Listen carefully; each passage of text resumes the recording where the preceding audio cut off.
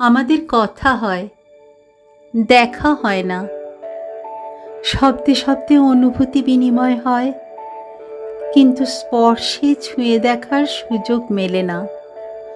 ফোনের ওপাশের হাসি শুনে মন ভরে যায়, তবুও চোখের সামনে তোমাকে না পেলে এক ধরনের শূন্যতা থেকে যায়। আমাদের কথা হয়, দেখা হয় না, তাই অনেক কথা জমে থাকে, যা শুধু চোখের ভাষায় বলার মতো।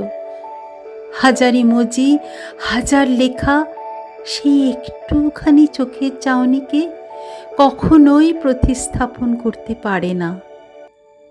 হয়তো একদিন সব দূরত্ব পেরিয়ে আমরা মুখোমুখি বসবো, তখন আজকের সব না বলা কথা একসাথে বলে ফেলবো, যাতে আর কোনো অপূর্ণতা না থাকে।